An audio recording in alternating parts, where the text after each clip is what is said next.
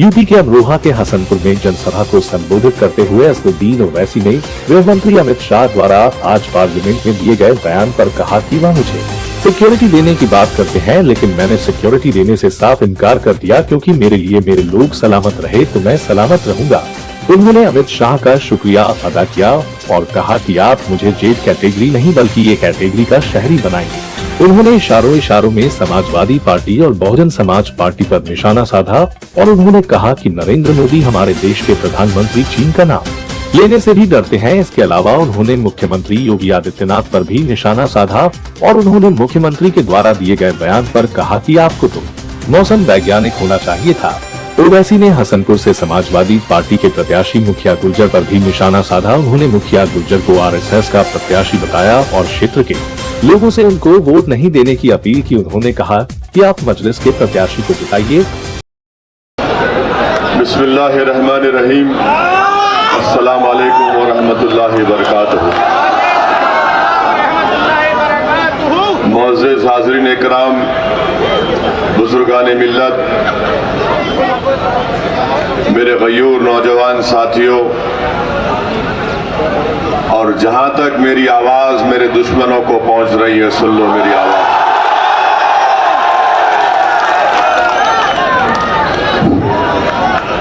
मेरे अजीज दोस्तों और बुजुर्गों,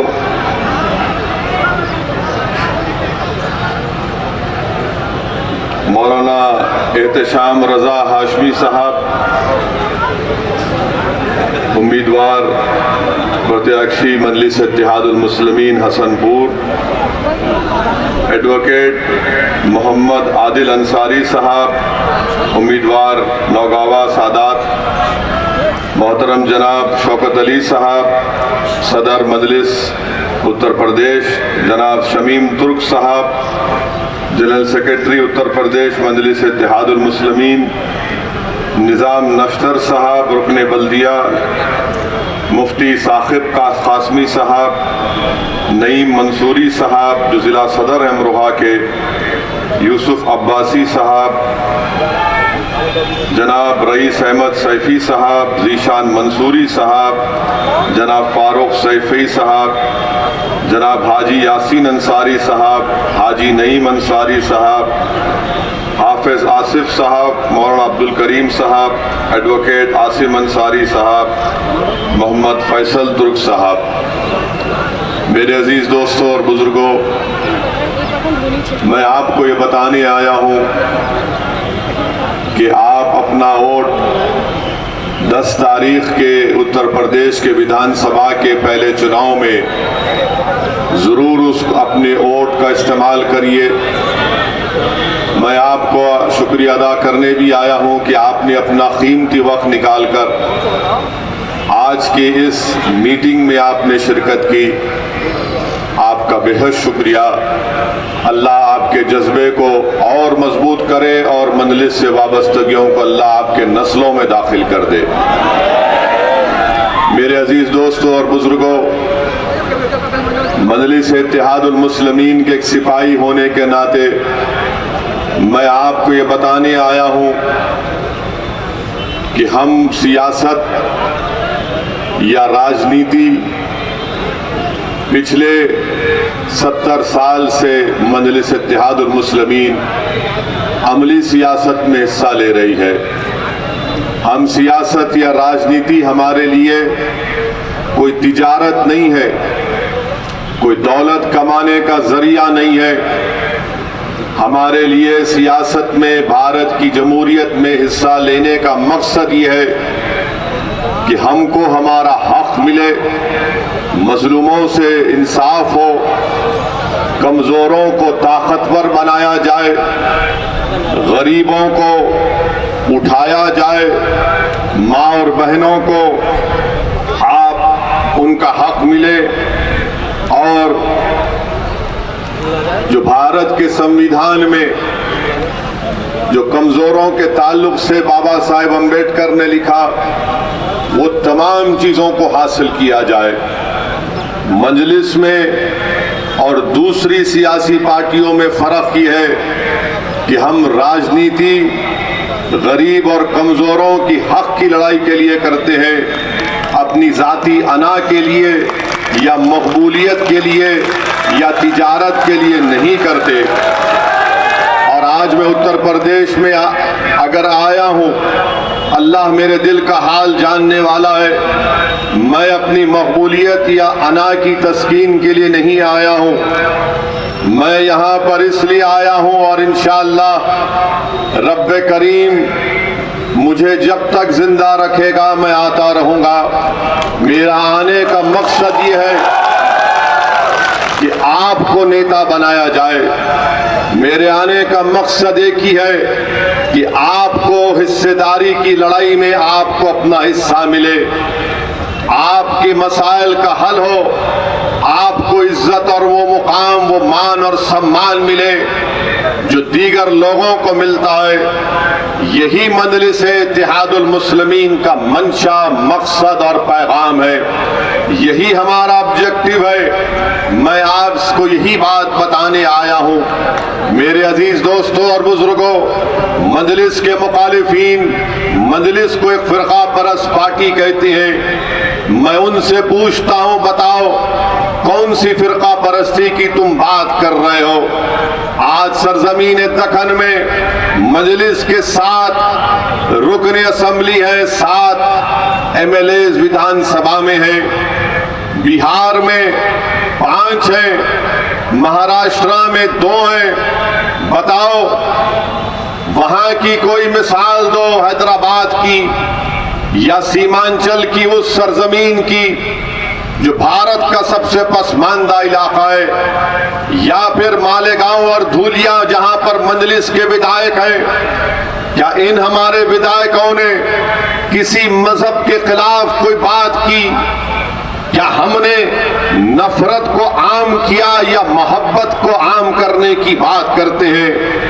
मेरे अजीज दोस्तों और बुजुर्गों, फिरका परस्ती का इल्जाम लगाने वाले ये भूल जाते हैं कि औरंगाबाद महाराष्ट्र में 21 साल से शिवसेना का MP जीत रहा था बीजेपी की ताईद से। ना कांग्रेस उसको हरा पा रही थी, ना राष्ट्रवादी कांग्रेस को उसको हरा पा रही थी, ना समाजवादी पार्टी उसको हरा पा रही थी।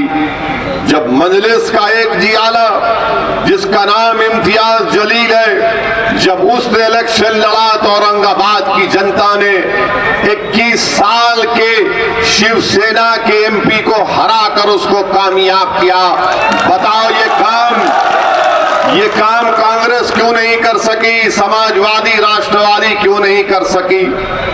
फिर तीसरा इल्जाम लगाते हैं कि जहां पर मजलिस लड़ती है वहां पर बीजेपी जीत जाती है।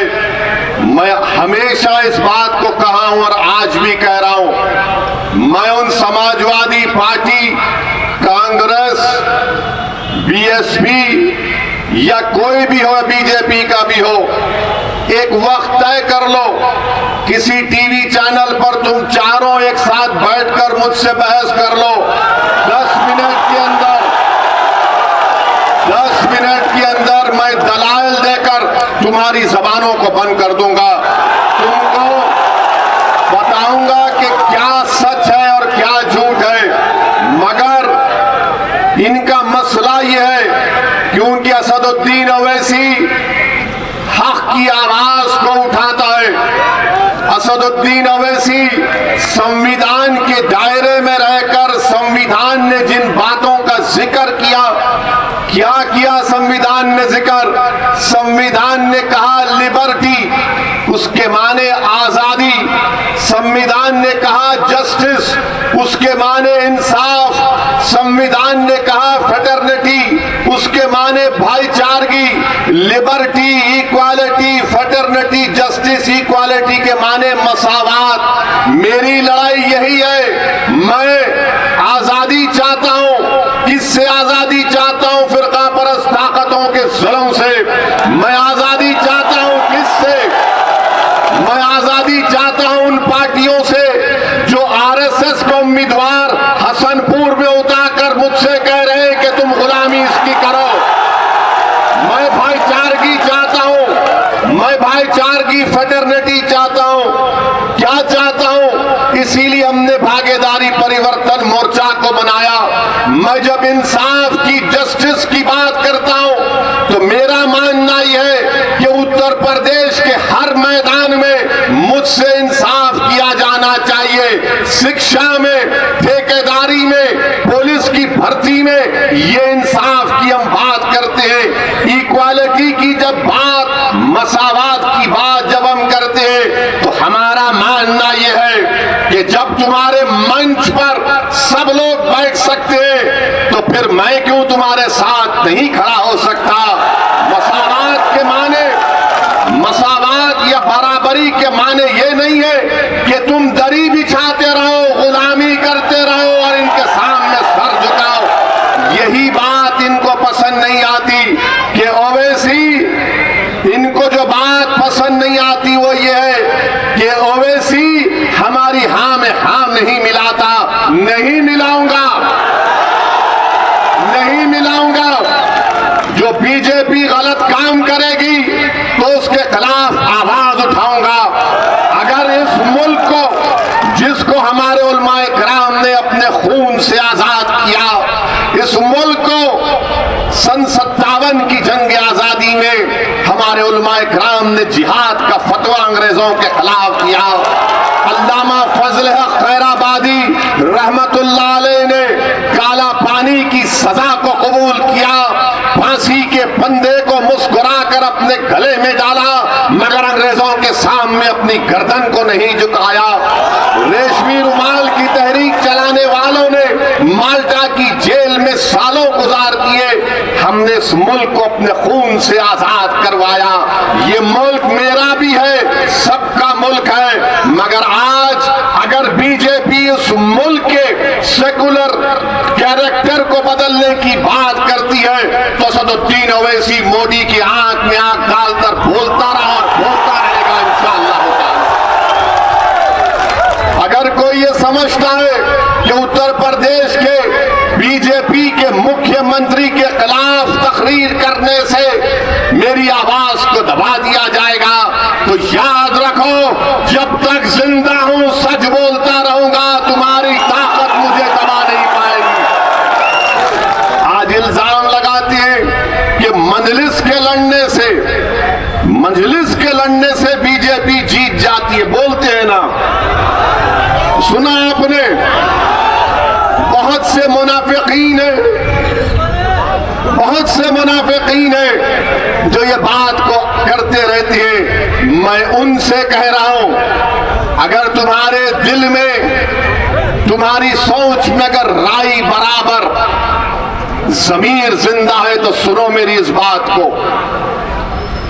बताओ, 2014 के पार्लियामेंट के चुनाव हुए थे, क्या ओवैसी की पार्टी यहां से लड़ी थी? 75 लोकसभा की सीट पर बीजेपी कामयाब हो गई, मेरी वजह से जीती।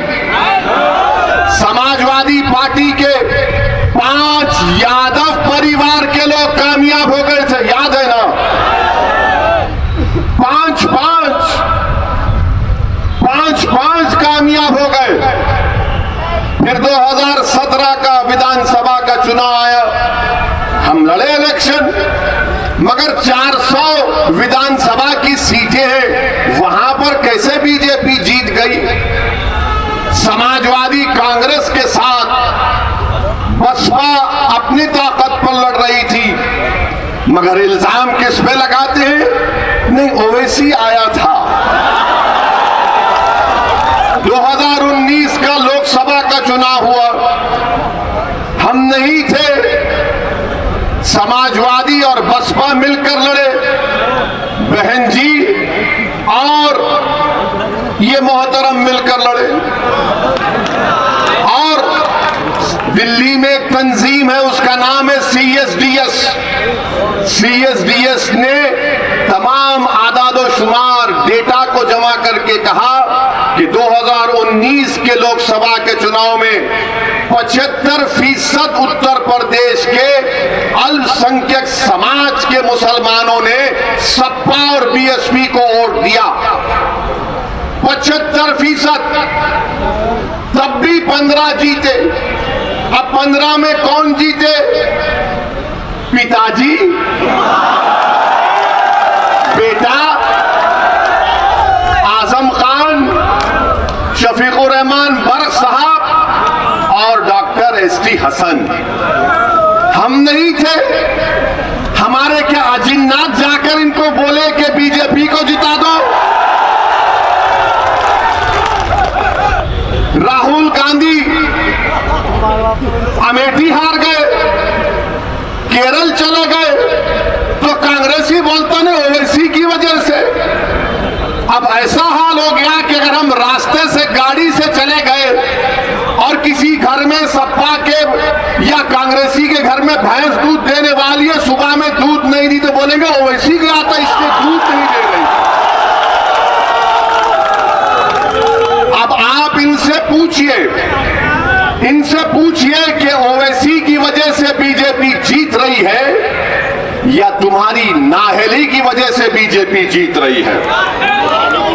ये नाअहल है, नाअहल है, इन पर एतबार नहीं किया जा सकता। अच्छा, और एक मजलिस की मुखालिफ एक बात करते, मुखालिफीन क्या कहते हैं? चुनाव आ गया, अब इनके तमाम ये अहले मुनाफिक फिरते हैं हर जगह बैठकर, जिस तरह शैतान कान में खुसखुस करता है ना, ये शुरू कर दी अपना खुसखुस। क्या बोलेंगे? जिंदगी मौत का चुनाव है, बोलेंगे ना? बोल रहे हैं ना? ए बेटा, जिंदगी मौत का चुनाव है, गड़बड़ मत कर दियो। अब ये जिंदगी मौत का चुनाव क्या 2002 में नहीं हुआ? ये जिंदगी और मौत का चुनाव 2007 में नहीं हुआ? ये जिंदगी और मौत का चुनाव 2012 में नहीं हुआ? ये जिंदगी और मौत का चुनाव 2017 में नहीं हुआ? अरे बोलने वालों, कितना झूठ बोलोगे? तुम अपना ज़मीर बेच चुके हो, और जब बोलने वाले बोलते हैं आप मासूम हैं। जब आपको नजर आता है कि भाई जिंदगी और मौत का चुनाव है, तो आप डर कर अपने वोट का इस्तेमाल करते हैं, और फिर उसके बाद हम रोज मरते हैं, रोज जनाजा निकलता है, एनकाउंटर के नाम पर जेल में जब नौजवानों की जवानी को बर्बाद कर दिया जाता है, बच्चों को स्कूल से महरूम कर दिया जाता है, बच्चियों के लिए कॉलेज नहीं खोला जाता, नौजवानों को रोजगार नहीं दिया जाता, हम रोज मरते हैं। मगर जब चुनाव आता है तो सब कहना शुरू कर देते तोतों की तरह, जिंदगी और मौत का चुनाव है। बताओ, अगर जिंदगी और मौत का चुनाव है तो फिर 2019 में क्या हुआ था, 2017 में क्या हुआ, 2014 में क्या हुआ? बताओ, जो तुम मेरी मुखालिफत करते हो, तुम मुझ पर उंगलियां उठाते हो, क्या क्या इल्जाम तुम मुझ पर लगाते हो, लगाओ, जितने इल्जाम लगाना है लगाओ। मुझे इस दुनिया में अगर अल्लाह इंसाफ नहीं करेगा तो अल्लाह जरूर आखिरत में इंसाफ करेगा, और अल्लाह इंसाफ करने वाला है, इस दुनिया में भी करेगा इंशाअल्लाह ताला। मैं इनसे सिर्फ यही कह रहा हूं, डरो रब्बे करीम से, डरो। याद रखो, अगर तुम्हारे पास कोई प्रूफ है तो लेकर आओ, तुम्हारे पास कोई प्रूफ नहीं है, तुम जब देख लिए कि उत्तर प्रदेश का नौजवान बेदार हो चुका है, उत्तर प्रदेश का नौजवान अब डर कर वोट नहीं देगा, उम्मीद के नाम पर वोट देगा। जब ये पहचान चुके कि हमारी आवाजों को समाजवादी, बसपा और कांग्रेस में दबाया जा रहा है, तो नौजवान चीख मार कर कहता है कि अब हिस्सेदारी की लड़ाई होगी, जिंदा रहेंगे, मरेंगे नहीं अब कभी इंशाअल्लाह ताला। डरो, मगर इन लोगों से कहना चाह रहा हूं, डरो। एक दिन हम सबको जाना है। अगर तुम ये समझ रहे हो कि झूठा इल्जाम लगाने से तुम खुदरत की गिरफ्त से बच जाओगे, तो फिर नुकसान तुम्हारा होगा। मेरे अजीज दोस्तों और बुजुर्गों, ये बात आपको समझने की जरूरत है।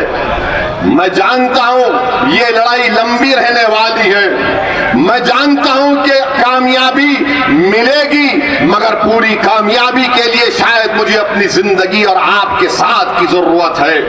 अगर आप अपना साथ देंगे, ये लड़ाई मेरे अजीज दोस्तों, मेरे बुजुर्गों, मेरी इज्जतदार माँ और बहनों, ये लड़ाई आने वाली नस्ल के अच्छे रोशन मुस्तकबिल की लड़ाई है। ये लड़ाई हिस्सेदारी की लड़ाई है, ये लड़ाई भागीदारी की लड़ाई है, ये लड़ाई दरी नहीं बिछाने की लड़ाई है। मेरे अजीज दोस्तों और बुजुर्गों, इस बात को आपको जहन नशीन कर लेना है। अब दूसरी बात, उत्तर प्रदेश में बीजेपी की सरकार, मजलिस ने भागीदारी परिवर्तन मोर्चा बनाया। हमने तय किया कि बाबू सिंह कुशवाहा, अगर उत्तर प्रदेश की जनता उनको अपने दुआओं से, अपने मोहब्बत से, अपने आशीर्वाद से नवाजेगी, तो बाबू सिंह कुशवाहा इंशाअल्लाह ताला पहले मुख्यमंत्री होंगे भागीदारी परिवर्तन मोर्चा के। हमने तय किया कि उत्तर प्रदेश में भागीदारी परिवर्तन मोर्चा को सत्ता मिलती है तो 3 डिप्टी चीफ मिनिस्टर रहेंगे, एक अल्पसंख्यक समाज से मुसलमान और 2 अति पिछड़ा समाज के लोग रहेंगे। मैं पूछना चाह रहा हूं उन लोगों से जो जिंदगी और मौत की बात करते हैं, बताओ क्या समाजवादी बसपा अगर उनको सत्ता मिलती है तो क्या ये सामाजिक न्याय का पैगाम जो ओवैसी आज हसनपुर की जनता के सामने रख रहा है, आप दे सकते हैं उसको? नहीं दे सकते। आप क्या करते हैं कि आप सिर्फ डराना चाहते हैं। मेरे अजीज दोस्तों और बुजुर्गों, आपको मैं ये बताना चाह रहा हूं कि 5 साल बीजेपी की सरकार रही बाबा की, और बाबा ने कुछ नहीं किया। बाबा ने कुछ नहीं किया। बाबा ने कहा था 70 लाख नौकरियां देंगे। आज मैं नौजवान बड़ी तादाद में यहां पर खड़े हैं। मैं आपसे पूछना चाह रहा हूं कि 5 साढ़े 4 साल का ज्यादा वक्त हो गया, कितनों को सरकारी नौकरी मिली? हाथ उठाओ। कितनों को नौकरी चाहिए? हाथ उठाओ। बाबा जरा देखो, ये इतने हाथ उठे हुए हैं और ये हाथ ऐसे बटन पर जाएंगे, बटन के निशान पर 14 तारीख को इंशाअल्लाह ताला। आज उत्तर प्रदेश में बेरोजगारी 4% से ज्यादा हो गई। आज उत्तर प्रदेश में ग्रेजुएट नौजवान 50% से ज्यादा नौकरी की तलाश में। आज उत्तर प्रदेश में टेक्निकल एजुकेशन के ग्रेजुएट 45% रोजगार के तलाश में है। आज उत्तर प्रदेश में 60% से ज्यादा डिप्लोमा होल्डर्स नौकरी रोजगार के तलाश में। बीजेपी के पास इसका कोई सवाल नहीं है, इसका कोई जवाब नहीं है। बीजेपी से अगर आप पूछेंगे बाबा से, तो बाबा बोलेंगे, ए नौजवान, तू हमको वोट दे, मुगलों को हराना है हमको। बीजेपी बोलेंगे हमको वोट दो, मुगलों को हराना है। सपा बसपा कहेंगे हमको वोट दो, बीजेपी को हराना है। और आप मासूम इन दोनों को देखते हैं, ये क्या हो रहा है? एक तरफ जिंदगी मौत, एक तरफ मुगलों को हराना, दूसरी तरफ ये कह रहे हैं कि बीजेपी को हराना है। मेरे अजीज दोस्तों और बुजुर्गों, आपको मैं ये पैगाम देने आया हूं कि आप हिस्सेदारी की लड़ाई के लिए अपने वोट का इस्तेमाल करिए। आप अपने इज्जत और मान सम्मान को हासिल करने के लिए अपने वोट का इस्तेमाल करिए। आप अपने हसनपुर में आपके पास कोई कॉलेज नहीं है, स्कूल नहीं है, अस्पताल नहीं है। यहाँ का बीजेपी का विधायक था, कुछ नहीं किया। उससे पहले समाजवादी के कोई जनाब थे, उन्होंने कुछ नहीं किया। आपको ये बताना चाह रहा हूं, आपको ये बताना चाह रहा हूं कि योगी आदित्यनाथ अपने भाषण में कहते हैं कि मैं मई जून में सर्दी पैदा कर दूंगा। मुख्यमंत्री है और कहते हैं कि मई जून में सर्दी पैदा कर देंगे। मुख्यमंत्री आपको तो मौसम वैज्ञानिक बन जाना चाहिए। मई जून में सर्दी पैदा करेंगे और मैं गर्मी निकाल दूंगा। मुख्यमंत्री जी, आप क्या पेचिश के डॉक्टर हैं? इसबगोल खाने से तो सब निकल जाता है ना। बाबा का इसबगोल को बेच रहे हैं। हमारे पास हकीम साहब है। मैं गर्मी निकाल दूंगा, मैं सर्दी पैदा कर दूंगा। बाबा सुनो, हमारा बात, हमारी पैगाम सुनो। अब मजलिस ने जो गर्मी पैदा कर दी है उत्तर प्रदेश में नौजवानों में, ना तुम्हारी गर्मी इस गर्मी को कमी पैदा करेगी, ना तुम्हारी सर्दी इस गर्मी को कम करेगी। हमने जो गर्मी पैदा की है वो सच्चाई की बुनियाद पर, हकीकत की बुनियाद पर, गैरत की बुनियाद पर, इज्जत को हासिल करने के लिए, मुकाम को हासिल करने के लिए, हिस्सेदारी को हासिल करने के लिए हमने ये गर्मी पैदा की है। बाबा सुन लो, अगर हम मर भी गए, ये लोग हमारे पैगाम को लेकर सुबह क़यामत तक चलते रहेंगे। अब इस गर्मी को कम होने मत दो। मैं मौसम की गर्मी की बात नहीं कर रहा हूं। तुम्हारे दिल में अब जो जज्बात पैदा हो चुके उसको बरकरार रखो। हम जिंदा रहे या ना रहे, तुमको ये काम करना है। ये हमारे हिस्सेदारी की लड़ाई है। गर्मी पैदा करेंगे, सर्दी पैदा करेंगे, ये क्या क्या बातें मुख्यमंत्री कर जाते हैं। अच्छा, जब कोविड के सेकेंड वेव में गंगा पर लाशें तीर रही थी तो बाबा ना गर्मी पैदा किए ना सर्दी पैदा किए। लोग परेशान फिर रहे थे ऑक्सीजन दवाओं के लिए, बाबा अपने घर में आराम से बैठे थे। और लोग पूछेंगे, वैसी तुमने क्या किया हैदराबाद में? हमने पहली वेव में हमारे पास, हमारे कंप्यूटर में पहली वेव में हमने 1900 लोगों को, अस्पताल में बेड नहीं मिल रहा था, हमने बेड दिलाया। जब दूसरी वेव आई तो हमने अपनी पार्टी से हैदराबाद में 900 ऑक्सीजन के सिलेंडर फ्री में आवाम के लिए रखी है। और हमने बर्तानिया से ऑक्सीजन कॉन्सेंट्रेटर 80-90 मंगाए, सब फ्री में, जिसको ना लेकर जाओ। मजलिस के अराकीन घर पर जाकर ये काम करते थे। क्या समाजवादी आपको नजर आई दूसरी कोविड वेव में? कमाल साहब भी नजर नहीं आए। इतने बाकमाल थे कि उनको हसनपुर से उठाकर वहां फेंक दिया गया। क्या कमाल है अखिलेश तुम्हारा। अब तुम्हारे कमाल को हम खत्म करने आए हैं इंशाअल्लाह ताला। इनके कमाल को, इंसान को नहीं, वरना ये हमारे भड़का भाषण बोल दिया वैसी। हम बड़े बाकमाल हैं। हम जानते हैं तुम्हारे जादू को अब तोड़ेंगे इंशाअल्लाह ताला।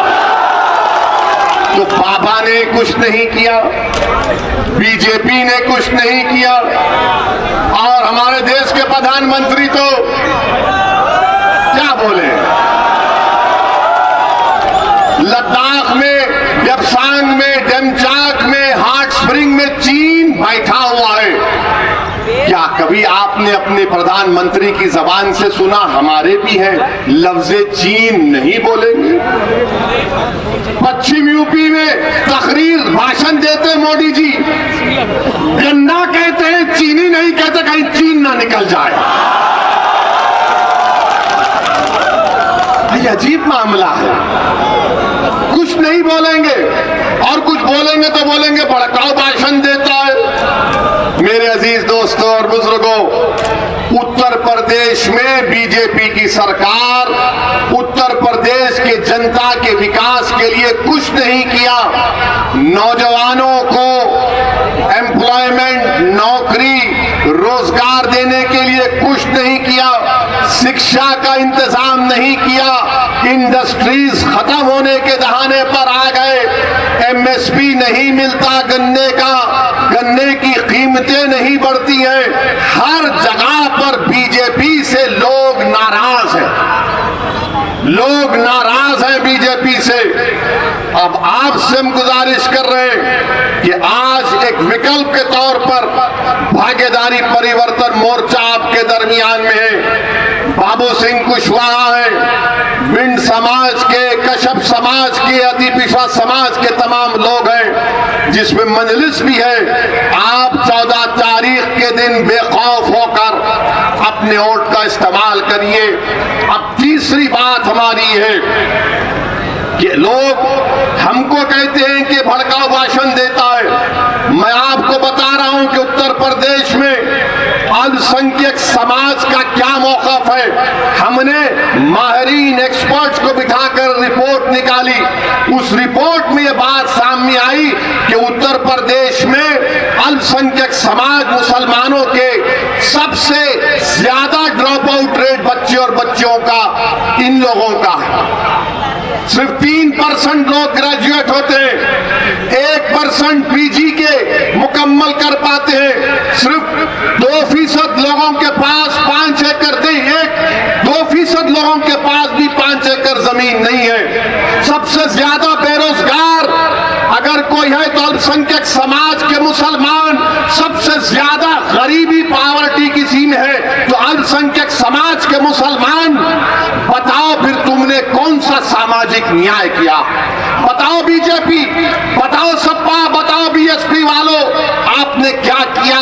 मगर जब चुनाव आ गया तो योगी कह रहे हैं कि गर्मी पैदा कर दूंगा, सर्दी निकाल दूंगा, और उधर से कोई कह रहा है जिंदगी और मौत का इलेक्शन है। क्या स्कूल नहीं मिलना, क्या स्कूल नहीं मिलना जिंदगी और मौत का नहीं है?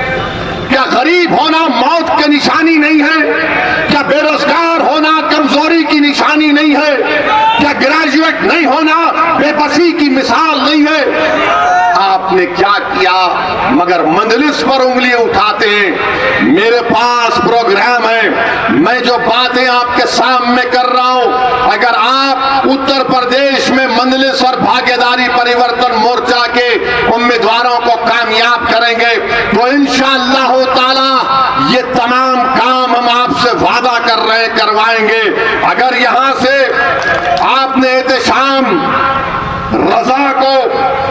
रजा हाशमी को कामयाब किया तो ये उत्तर प्रदेश की विधानसभा में जाकर खामोश नहीं बैठेंगे। ये उत्तर प्रदेश की विधानसभा में जाकर हाथों को यूं नहीं करेंगे। उत्तर प्रदेश की विधानसभा में अगर एहतशाम रजा हाशमी आपके दुआओं और वोट और रब्बे करीम के फजल से जाएगा तो आपकी आवाज में उत्तर प्रदेश की विधानसभा के दरो दीवार को हिला के रख देगा इंशाअल्लाह ताला। यही तो हमको चाहिए। अब आप ये पूछेंगे, ये सपा बसपा वाले बोलेंगे क्या होता है 8-10 जीत गए तो 8-10? भारत की पार्लियामेंट में 540 में 2 दीवाने हैं, और जब ये 2 दीवाने खड़े हो जाते तो बीजेपी के 300 खड़े होकर इस्तेमाल करते हैं हमसे। ये मिजाज पैदा करना पड़ेगा हमको। खामोशी तुमको हमेशा के लिए खत्म कर देगी, याद रखो। तुम खामोश रहोगे हिकमत के नाम पर, वो हिकमत नहीं है, बुज़दिली है। अगर तुम हिकमत के नाम पर खामोश रहोगे, नहीं, हिकमत यह है कि अपने हक के लिए लड़ो, क्योंकि संविधान कहता है। कब तक हिकमत का शिकार होगे? अरे अगर हिकमत की बात है तो फिर 14 तारीख को आरएसएस के और बीजेपी के उम्मीदवार को उनको हराओ यहां से, हसनपुर से, और एहतशाम रजा को कामयाब करो। कब तक तुम डर खौफ का शिकार होगे? मेरे अजीज दोस्तों और बुजुर्गों, जब हम दुनिया में आ चुके हैं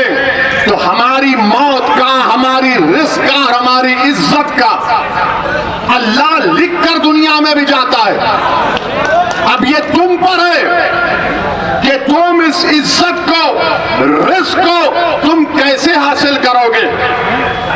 जब तक तुम जिद्दोजहद नहीं करोगे, जब तक तुम मेहनत नहीं करोगे, अगर तुम बोलेगे नहीं ओवैसी ने कह दिया ना तो मेरी झोली में आकर गिरेगी, नहीं, मेहनत करना पड़ेगा, जुस्तजू करना पड़ेगा, पसीना बहाना पड़ेगा, खून बहाना पड़ेगा, अपनी लड़ाई को जमहूरी तरीके से लड़ना पड़ेगा।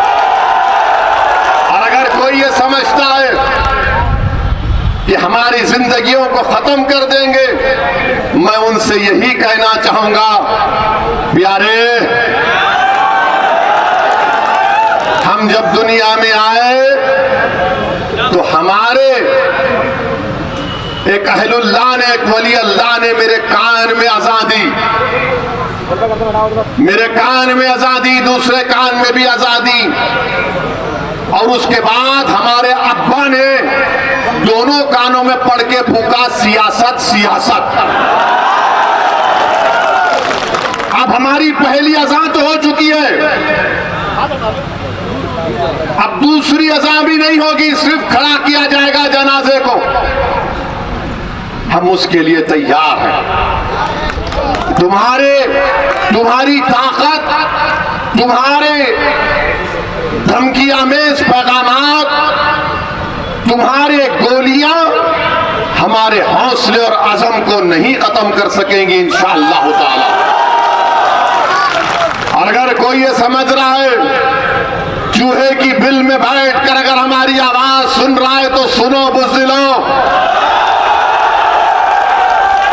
मैं अपनी आवाज को उठाऊंगा, मैं अपनी बात को रखूंगा, मैं जोश और वलवला पैदा करूंगा, मैं खड़ा करूंगा आपको इंशाअल्लाह ताला, और अल्लाह खड़ा करेगा, अल्लाह हम तमाम को ताकत देगा।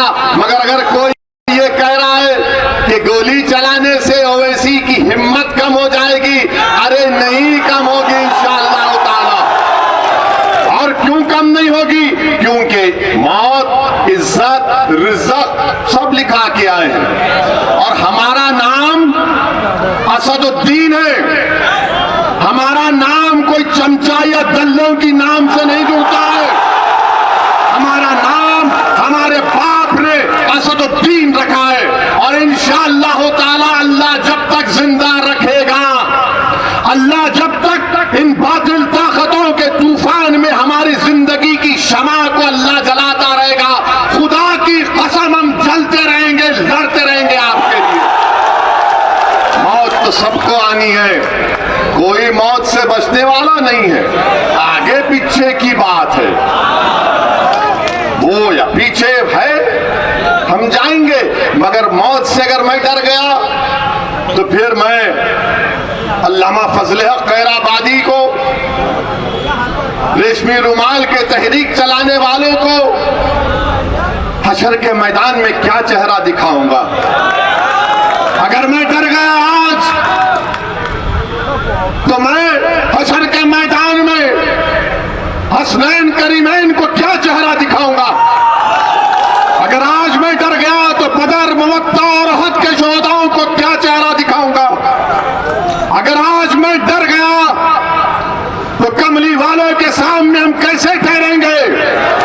अगर आज मैं डर गया तो मैं शौकत अली, जो इस मुल्क की आजादी में मौलाना अबुल कलाम आजाद रहमतुल्लाह अलैह, अली बरादरान, नेताजी सुभाष चंद्र बोस, संविधान लिखने वाला अम्बेडकर, इन सब ने हमको ये मुल्क दिया है कि हम इनको शर्मिंदा कर देंगे। नहीं करेंगे, नहीं करेंगे इंशाअल्लाह ताला।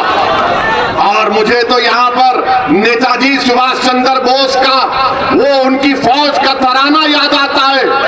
क्या तराना था नेताजी सुभाष चंद्र बोस की फौज का? ये कदम कदम बढ़ाए जा, कदम कदम बढ़ाए जा, खुशी के गीत गाए जा, ये जिंदगी है कौम पे, तू कौम पे लुटाए जा। क्या कहा था? कदम कदम बढ़ाए जा। तुम साथ कदम बढ़ाओगे मेरे, तुम साथ कदम बढ़ाओगे।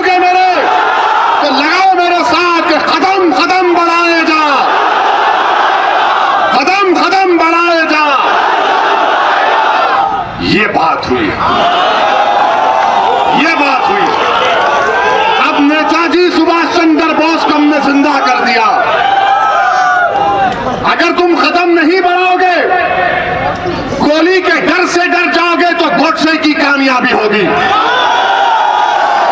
तो कदम कदम बढ़ाए जा, खुशी के गीत गाए जा, ये जिंदगी है कौम की, तू कौम पे लुटाए जा। तू शेर हिंद है, तू शेर हिंद है, तू मौत से ना डर, तू शेर हिंद है, तू मौत से ना डर, कदम कदम बढ़ाए जा, खुशी के गीत गाए जा। तो मेरे अजीज दोस्तों और बुजुर्गों, इन विचारों ने समझा कि दो ठाई ठाई मारेंगे,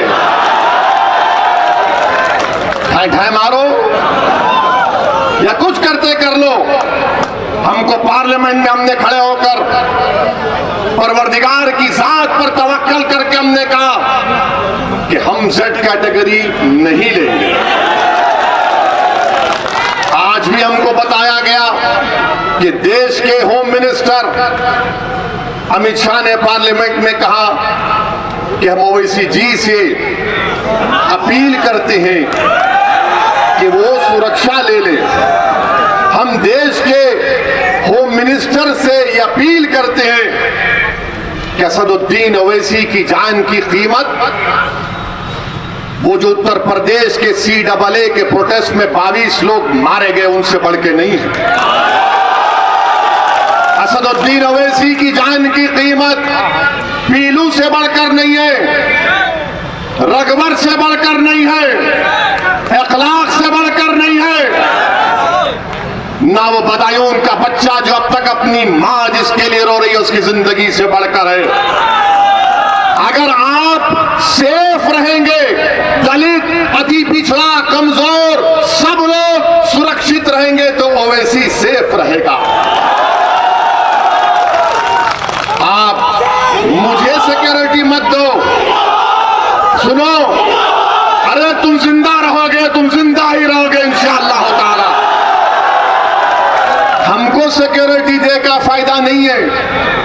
मैं जब MLA बना 1994 में, 99 में चार मीनार की आवाम को लाखों सलाम, उन्होंने हमको विधायक बनाया। हम हर साल लिख कर देते हैं तेलंगाना की हुकूमत को कि हमको नहीं चाहिए। मैं पसंद नहीं करता कि लोग बंदूक लेकर मेरे साथ फिरे। मैं घुटन की जिंदगी नहीं गुजार सकता, मैं घुटन की जिंदगी नहीं गुजार सकता। मैं आजाद पंछी की तरह अपनी जिंदगी गुजारना चाहता हूं। और हुकूमत का काम यह है कि हुकूमत हमारी सिक्योरिटी से ज्यादा उन लोगों को सुरक्षा पहुंचाए जिनको गोश्त के नाम पर मार मार कर खत्म कर दिया जाता। मुझे नहीं चाहिए, मैं अमित शाह को, हमारे होम मिनिस्टर का, उनके इस अल्फाज का शुक्रिया अदा करता हूं, मगर मैं ये कहना चाह रहा हूं मोदी सरकार से कि आप मुझे जेड कैटेगरी नहीं, मुझे ए कैटेगरी का शहरी बनाइए, हम सब बराबर हो जाए। ये वक्त का तकाजा है, ये गरीबों का मुतालबा है। गरीब ये देखना चाह रहा है कि अगर ओवैसी पिंजरे में बंद हो गया तो फिर कौन मेरी आवाज को उठाएगा। मजलूम ये देख रहा है कि ओवैसी की टोर और मीरठ के गली कूचों में गरीबों मजलूमों के दरमियान में चलकर उन नौजवानों से हाथ मिला रहा है। तो किठौर में किसी एक मां ने मुझे अपने करीब बुलाकर मेरे सर पर हाथ रखकर कहा कि बेटा तेरे अल्लाह तेरी हिफाजत करेगा। शायद उसी मां की दुआ मुझे इन गोलियों से बचा गई। मेरे अजीज दोस्तों और बुजुर्गों, मेरा पैगाम सिर्फ यही है, अपने हौसलों को बुलंद रखो, अपने हौसलों को बुलंद रखो। मौत तो आएगी एक दिन, सबको, हम सबको आएगी, मगर देखना यह है कि तुमने जिंदगी कैसे गुजारी। क्या तुमने दरी बिछाकर जिंदगी गुजारोगे? क्या तुम कैदी बनकर जिंदगी गुजारोगे? क्या तुम यही नारा लगाओगे कि भैया तुझ पे जवानी कुर्बान? मैं तो ये नहीं कह रहा हूं कि मुझ पर कुर्बान हो जाओ, बल्कि मैं ये कह रहा हूं कि ओवैसी उत्तर प्रदेश की जनता पर अपने आप को कुर्बान करने के लिए आप पर कुर्बान हो जाऊंगा, लड़ता रहूंगा, मगर इन गोलियों से हम नहीं डरेंगे। भारत बना रहे देख लो, वो भारत जिसको नेताजी सुभाष चंद्र बोस, वो भारत जिसको गांधी, नेहरू, मौलाना आजाद, जौहर ब्रदरान, वो भारत जिसको अल्लामा फजल खैराबादी ने बनाया, वो भारत जिसको रेशमी रुमाल की तहरीक ने उलमाओं ने बनाने का ख्वाब देखा, वो मोहब्बत का भारत है। अगर मोहब्बत को आम करना है तो नफरत को मिटाना पड़ेगा, मोहब्बत को कामयाब करना है तो डर को करीब आने नहीं देना पड़ेगा, अगर मोहब्बत को कामयाब करना है तो यकीन पैदा करो, मोहब्बत को कामयाब करना है तो अपने फैसलों में जुर्रत पैदा करो, तब जाकर हम इस भारत को बचा पाएंगे। वरना याद रखो, अगर आज मोहब्बत हार गई और नफरत जीत गई तो फिर हमारा मुस्तकबिल रोशन नहीं होगा, नहीं होगा। इसीलिए उत्तर प्रदेश की जनता, हसनपुर की जनता से ओवैसी ये कहने आया है कि क्या तुम गोली का जवाब वोट से दोगे? क्या तुम गोली का जवाब बटन पर बटन दबा कर दोगे? क्या तुम गोली का जवाब भागीदारी परिवर्तन मोर्चा को कामयाब करके दोगे? क्या तुम डराने वालों का जवाब बहादुरी से दोगे? क्या तुम कुचलने वालों का जवाब हिस्सेदारी से दोगे? तो फिर तैयार हो जाओ, कामयाबी तुम्हारे कदम को चूमने वाली है, कामयाबी इंशाअल्लाह ताला तुम्हारे कदम को चूमेगी। अगर तुम ये फैसला कर लिए तो कोई तुम्हारी कामयाबी की राह में रुकावटें नहीं पैदा कर सकेगा। और मैं समाजवादी पार्टी के अखिलेश यादव को कहना चाहूंगा, मैं ये कहना चाहूंगा, अखिलेश यादव, हसनपुर से आपका कैंडिडेट समाजवादी है या आरएसएस वादी है? बताओ, आरएसएस वादी है समाजवादी है? वो आरएसएस वादी है नहीं है, उसका ताल्लुक आरएसएस से है नहीं है, तो क्या तुम आरएसएस को वोट दोगे या फिर इस एहतशाम को कामयाब करोगे? आरएसएस को दे दिए भैया, अब लगाओ नारा, जवानी तुझ पे कुर्बान, आरएसएस के लिए कुर्बान कर दोगे? अच्छा, एक तरफ आरएसएस का उम्मीदवार, दूसरी तरफ मोदी का उम्मीदवार, तीसरी तरफ बसपा का, हसनपुर का नहीं है बेचारे को यहाँ लाके पटक दिए। अब कौन हसनपुर का है? एहतशाम रजा हाशमी और आरएसएस को हराना है। आप गलती मत करो। मैं हमारे बुजुर्गों से दर्दमंदाना अपील कर रहा हूं कि आपने अपनी जबानों को खामोश कर लिया जब समाजवादी में कल्याण सिंह आए थे। आज आपने देख लिया कि एक आरएसएस का उम्मीदवार समाजवादी का हसनपुर से प्रत्याशी बनकर आता है। मेरे अजीज दोस्तों और बुजुर्गों, इससे बड़ा धोखा समाजवादी किसी से भी नहीं कर सकती, किसी से भी नहीं कर सकती। एक आरएसएस के जिम्मेदार को यहां से टिकट देना, ये आपकी तौहीन है, ये आपकी तौहीन है। याद रखो, मुझे माफ कर देना अगर मैं तल गुफ्तगू कर रहा हूं, ये आपकी तौहीन है हसनपुर की आवाम की।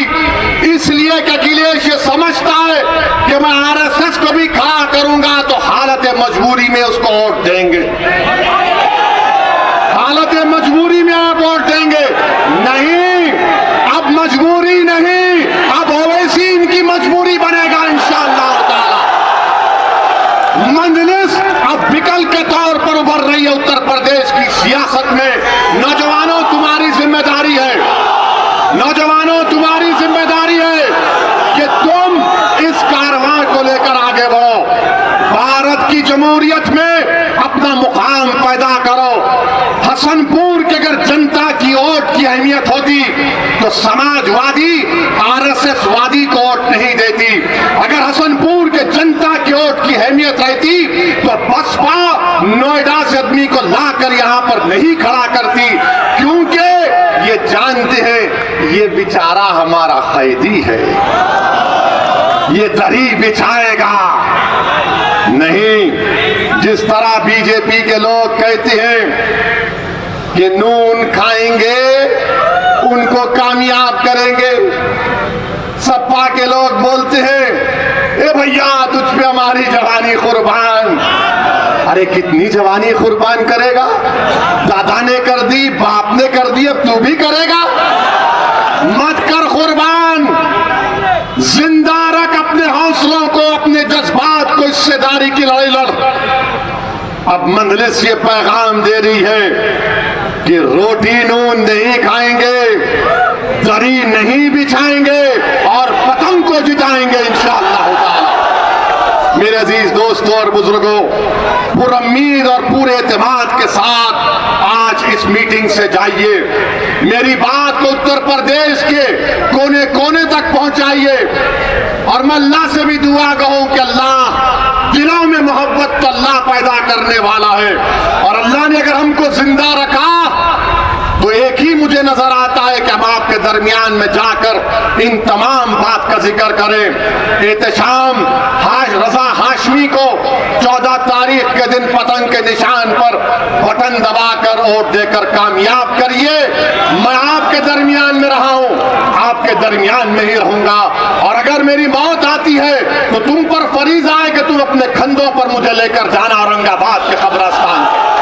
मगर अल्लाह जब तक जिंदा रखेगा उसको कोई नहीं कुछ कर सकता। ये मेरा अटूट ईमान है और इंशाअल्लाह ताला कुछ भी नहीं होगा। हजारों की लाखों की तादाद में निकलो, अपने दिल में जो जज्बात छुपे उसको वोट में कन्वर्ट करके पतंग के निशान पर मंजलिस को कामयाब करिए। अस्सलाम वालेकुम व रहमतुल्लाहि व बरकातहू।